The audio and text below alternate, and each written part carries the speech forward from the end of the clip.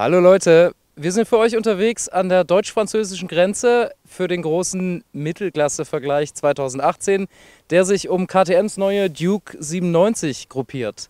Jetzt machen wir gerade eine kleine Pause, gleich geht's weiter, wir fräsen auch ein bisschen und Action.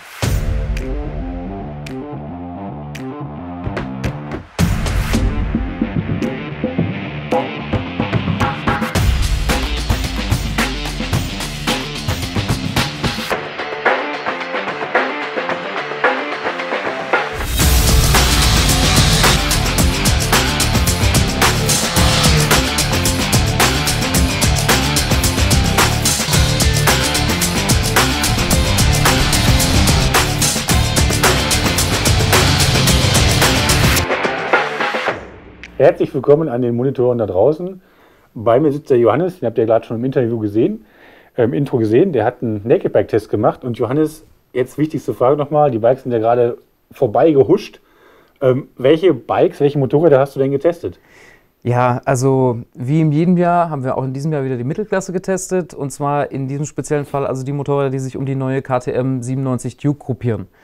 Das heißt also, die Vorgabe war weniger als 1 Liter Hubraum, aber mehr als 100 PS. Heißt in dem Fall, wir haben also dabei eine Monster 821, besagte Duke 97, wir hatten dabei eine Suzuki GSX-S 750, Z900 natürlich und dann hatten wir dabei eine MT-09, in diesem Jahr aufgewertet als SP-Variante, verglichen mit dem letztjährigen Test und schlussendlich eine Triumph Street Triple R, also auch anders als im letzten Jahr, die etwas besser ausgestattete, nicht mit Ölins, sondern mit voll einstellbaren Showa-Federelementen, versehene Streetie. Okay, bunte Mischung. Bevor wir jetzt den ganzen Test einfach sklavisch durcharbeiten, so in Sachen Antrieb, die Duke, Zweizylinder, welche ist dir am meisten hängen geblieben, welche hat am meisten gerockt, wo liegen denn da die Unterschiede? Ja, motorisch haben wir also ein sehr, sehr buntes Feld eben. Wir haben also Zweizylinder, Dreizylinder, Vierzylinder. Und gerockt hat am meisten schon die Duke, muss man klar sagen. Also der KTM Zweizylinder dem fehlt es überhaupt nicht an Leistung. Also der ist sehr spritzig, der hat in der oberen Mitte sehr viel Drehmoment. Also die knallt richtig, die geht richtig gut. Der Motor bezahlt diese sportliche Auslegung also so ein Stück weit mit, ja, die Laufkultur unten ist, ja klar, die schlechteste im Feld, muss man sagen. Also er franzt unten so ein bisschen aus, liegt natürlich auch an dem speziellen Hubzapfenversatz. Ja, aber ab der Mitte geht der Motor, schnalzt so richtig nach vorne und vor allem er hat auch perfekte Gasannahme, braucht wenig Sprit, auch das zählt in so einem Test. Also am meisten gerockt hat eigentlich die Duke. Okay, aber unterm Strich, ganz vorne im Kapitel Motor liegt ein anderer Motor wahrscheinlich, oder? Weil du hast ja angesprochen, Ansprechverhalten und so weiter. Wir haben das so ganz oft so bei großvolumigen Zweizylindern, Ansprechverhalten, Lastwechsel und so weiter. Da gibt es ja durchaus Aspekte, die vielleicht nicht ganz so gut hinkriegen. Ja, genau. Also beim Duke-Motor ist es wie gesagt eben vor allem die Laufkultur in unseren Drehzahlen. Jetzt muss ich mal gucken, wer hat denn eigentlich das Motorenkapitel gewonnen? Ah, Überraschung, ja.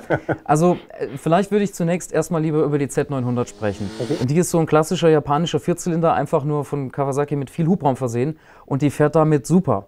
Also die Z900 ist eigentlich ein sehr einfaches Motorrad, die hat keine großen Fahrmodi, nix, keine Traktionskontrolle, eine einfache Schwimmsattelbremse, aber die motorisch liegt die also in Sachen Leistungs- und Drehmomentabgabe eigentlich immer über allen anderen so, einfach über das Hubraum Plus. Und fährt damit sehr, sehr souverän. Das Motorenkapitel gewonnen hat aber die Triumph und das ist eigentlich eine kleine Überraschung, weil die mit ihren 765 Kubik jetzt also in dieser Mittelklasse, die ja über Kawasaki fast an einen Liter Hubraum ranrückt, jetzt nicht das hubraumstärkste Motorrad ist, aber die also motorisch einfach irre gut aufgestellt ist und zwar in allen Belangen. Also die hat eine wahnsinns hohe Spitzenleistung, also die fährt im höchsten Drehzahlbereich, brennt die dermaßen eins daher, dass sie also der Kawa in nichts nachsteht, die ja deutlich mehr Hubraum hat. Die hat perfekte Manieren, also die Motorabstimmung, das Mapping, die Laufkultur, Kupplung, Getriebe, das ist also alles wahnsinnig fein geschliffen und poliert so. Und gleichzeitig ist der Motor, ja, dreht wie Sau und dadurch ist so ein Dreizylinder, das hat er trotzdem einen guten Durchzug. Also das ist eigentlich so der Sahnemotor in dem Feld. Besser noch in diesem Jahr als die MT-09, von der wir ja wissen, dass sie auch Druck ohne Ende hat. Der Crossplane-Dreizylinder hat ja auch guten Hubraum. Die war in diesem Jahr aber ein bisschen schwächer als das letztjährige Testmotorrad. Wir haben mal so ein Testexemplar erwischt, das auch noch nicht so viel Kilometer auf der Uhr hatte. Da hat die MT-09 also jetzt in diesem Vergleich klar das Nachsehen gegenüber der Street Triple in R-Variante, die das noch als Ergänzung auch 5 PS mehr als die Nennleistung gedrückt hat, nämlich 123. Das ist natürlich eine Ansage. Was bisher, das muss man auch dazu sagen, jede Street Triple der neuen 765er Generation gemacht hat. Also die haben alle ihre Nennleistung oder ihre Datenleistung leicht überschritten, muss man fairerweise sagen. 2 Motorräder fehlen aber jetzt noch, damit wir das Motorkapitel so ein bisschen rund machen. Italienisch, Ducati Monster, La Monster und natürlich klassischer japanischer Vierzylinder Suzuki GSX-S 750. Ja, vielleicht mal direkt zur Suzuki. Also die hat natürlich den insgesamt kleinsten Hubraum, knapp, und dann auch noch Vierzylinder. Also die rennt oben auch sehr schön, aber der fehlt verglichen mit diesem Testfeld in der Mitte an Punch. So, die Suzuki ist nicht das leichteste Motorrad, ist auch nicht besonders kurz übersetzt, anders als zum Beispiel die Triumph, die auch noch kurz übersetzt ist und hochdreht. Also für sich genommen fährt die super, die hat auch eine schöne Gasannahme und läuft eigentlich sehr geschmeidig und klingt super, aber in dem Feld fehlt es ja an Druck, muss man klar sagen. Die Monster ist ja klassisch so das hemdsärmelige, charakterstarke Italo V2 Roadster-Ding. Das ist sie immer noch, aber auch bei der gilt, also ja, der Motor hat für sich genommen eine schöne Drehfreude, läuft für einen V2 sehr kultiviert, tolle Gasannahme, alles super, aber sie ist auch ein bisschen auf die Nennleistung, ein bisschen leistungsschuldig geblieben, 6 PS insgesamt. Und ja, die ist schon cool, die klingt auch schon bullig, also die hat auch nicht an Sound oder Charakter eingebüßt, aber die ist einfach verglichen mit dem anderen Zweizylinder, der KTM, jetzt also fühlt sich der Motor nicht mehr so modern an. Okay. Und das Ducati-Getriebe ist halt ein Ducati-Getriebe, das ist recht hart, da findet man Zwischenleerläufe, muss man sich drauf einstellen. So. Sagen wir mal unterhaltsam. Unterhaltsam, so. Dann lassen wir mal ein bisschen weiterdenken. Wir haben gerade die Motoren besprochen, da habt ihr euch so auf eine PS-Liga ungefähr eingependelt. Du hast vorhin gesagt, Maßgabe über 100 PS. Das lässt sich ja immer sehr fest definieren. Man muss aber diese Leistung, 100 PS sind ja für die Landstraße wirklich mehr als ausreichend. Die muss man ja auch auf den Boden bekommen. Und in Sachen Fahrwerk gehen ja viele Hersteller komplett konträre Wege, habe ich mir mal vorhin beim Durchblättern so angeschaut. Also sprich, wir haben ganz voll einstellbar. Also sprich, ich kann Zug, Druckstufe, Federbasis vorne, hinten justieren, bis zu komplett rudimentär. Ich kann nur die Federbasis hinten verstellen. Ja. Hat das Auswirkungen? Ja, ich würde vielleicht sogar noch einen Schritt weiter ausholen. Also die Hersteller in dieser Klasse gehen ganz unterschiedliche Wege, diese Motorräder insgesamt auszustatten. Also Kawasaki stellt ein sehr einfach, in Sachen Elektronik einfach ausgestattetes Motorrad hin. Also sie hat nur ABS und sonst nichts. Keine Fahrmodi, keine Traktionskontrolle.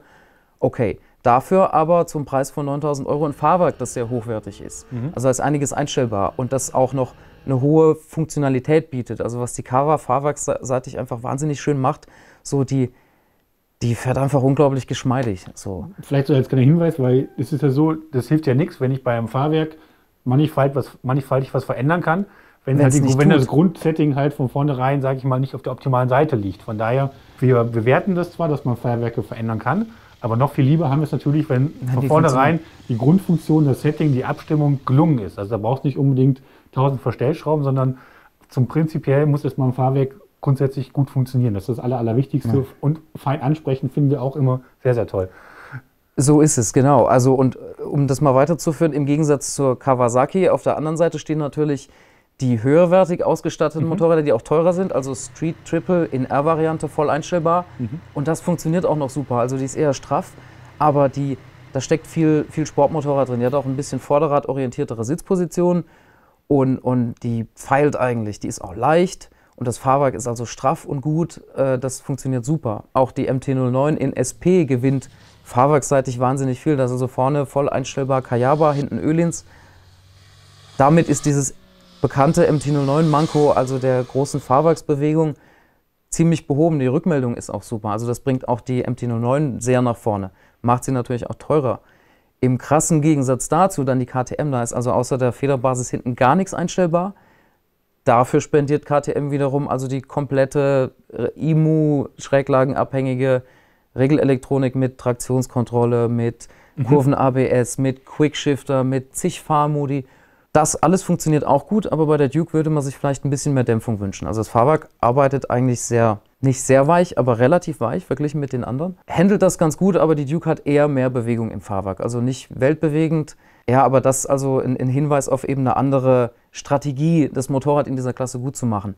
Trotzdem ist natürlich klar, dass die Duke 97R damit irgendwie ja schon abzusehen ist. So. Mhm. Die anderen Fahrwerke, Ducati, ja. Glaube ich auch nicht einstellbar, außer Federbasis hinten, oder? Und Zugstufe hinten, ja. Also wir haben die Monster 821 in der Basisversion. Es gibt ja auch noch die Stripe mit der voll einstellbaren Gabel. Und bei der Monster ist es so, die Gabel ist recht weich in der Druckstufe. Also das Motorrad sucht und findet Bodenwellen in Schräglage und arbeitet sich dann eigentlich so durch die Druckstufe mehr, als man sich das wünschen würde. Also da wird es mir ein bisschen an Dämpfung fehlen. Mhm. Und dann noch vielleicht die Suzuki, die ist also auch eher schlicht gemacht, aber die ist schön straff und schön sportlich und die hat eigentlich mit das schönste sportliche Landstraßenfahrwerk. Dafür, dass es, wenn man bedenkt, dass es ein günstiges Motorrad ist, also die fährt super. So. Was vielleicht natürlich für alle Freunde da draußen ganz wichtig ist, man sieht es ja vielleicht an uns beiden, du etwas kürzer gebaut, ich etwas länger gebaut. Reden wir mal über das Sitzen. Ja.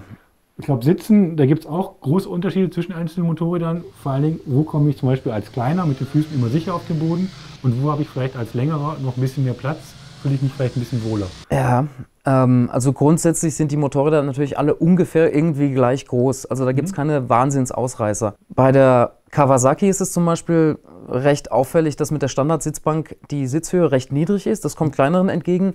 Mir ist es aber eigentlich auch schon so, und sagen wir mal, fahraktiveren Piloten, dem wird der Kniewinkel da spitz ausfallen, beziehungsweise die Sitzposition zu niedrig. Da empfiehlt sich dann also die hohe Zubehörsitzbank, die auch die Sitzposition ein bisschen mehr ins Sportliche verschiebt. Die KTM ist grundsätzlich vergleichsweise hoch, hat aber eine sehr, sehr schmale Taille. Das Motorrad fühlt sich also dadurch auch wunderschön, ja, so leicht unterm Fahrer an, lässt sich gut handeln, das ist schön. Ansonsten ist es eigentlich irgendwie relativ guter Klassenstandard alles. Also die Suzuki hat einen vergleichsweise langen Tank, aber auch nicht eine übertrieben hohe Sitzhöhe. Die Triumph ist auch schön schmal, also mehr vorderradorientiert, aber in der Ergonomie würde ich keine allzu riesigen Unterschiede ausmachen. Die Monster, die ist natürlich typisch Monster mit dem recht hohen Lenker und der tiefen Bank. Also das, was die Körperlänge angeht, muss glaube ich jeder probieren. Das ist alles so irgendwie guter auf einem Niveau. Ja. Du hast gerade schon gesagt, bei der Kawasaki gibt es eine Austauschsitzbank. Die anderen haben relativ feste Sitzbänke erstmal. Bei der Ducati, glaube ich, konnte man sie verstellen. Da gibt es eine Verstellmöglichkeit der Höhe, ja. Genau, also sprich, die ist aber meist schon hoch eingestellt, weil die Ducati sonst auch, glaube ich, die ist ansonsten eher niedrig. Sitzposition hat. Genau. Also Sitzen, Rückenschmerzen, längere Touren, Favorit? Ja, also das sind eigentlich alles so klassische Roadster, auf denen kann man es alle gut eine Weile aushalten, aber sagen wir mal 2 Wochen in Urlaub fahren kann man auch, muss man sich überlegen. Also die Suzuki hat zum Beispiel eine sehr gut gepolsterte Bank, die Triumph ist schön ergonomisch mit einem schmalen Knieschluss, die KTM bietet relativ viel Platz nach hinten, hat aber dafür eine irrsinnsrutschige Sitzbank, das ist also echt nervig. Vor allem, wenn man in Leder fährt, also das ist irgendwie doof, so Sprühkleber benutzen, ich weiß es nicht. Ja, schenkt sich nicht allzu viel. So. Trotzdem, am Ende des Tages, bei all den Kapiteln, bei all dem Testen, Johannes, es muss einen objektiven Sieger geben. Also die KTM hat es gemacht, oder? Jetzt sag mal ganz ehrlich, nach Österreich, hier wartet doch alle drauf schon, oder? KTM, Sieger? Sag mal. Nicht ganz. KTM hat ja angekündigt, das beste Mittelklasse-Motorrad der Welt bauen zu wollen. Ganz bescheiden. Das Skalpell. Und das wäre es auch fast geworden. Es ist also tatsächlich eine handfeste Überraschung. Wir wissen ja, dass die Z900 irrsinnig viele Punkte allein schon über den Motor macht und auch über so weiche Kriterien. Tatsächlich liegt die Duke also schlussendlich vor der Kawa, was in erster Linie daran liegt, dass der Kawa also natürlich nach Punkteschema und irgendwie auch in der Realität für viele eine Traktionskontrolle schon fehlt. Man kann darüber streiten, ob es das braucht, aber ihr fehlen halt die Punkte. Außerdem hat sie wahnsinnig kurze Serviceintervalle, was auch irgendwie teuer ist dann und Punkte kostet. So landet die Duke also auch mit dieser ganzen Elektronik-Orgie, die auch noch gut funktioniert. Das sollte man vielleicht noch sagen. Geile Traktionskontrolle, geiles ABS, Quickshifter, sensationell. Und wenig Verbrauch, große Reichweite, also landet die Duke da tatsächlich vor der Kawa. Das ist die erste Überraschung, aber die eigentliche Überraschung oder auch nicht, vielleicht haben es einige auch erwartet, die Triumph gewinnt den Vergleich. Also die Street Triple in R-Variante fährt wahnsinnig schön.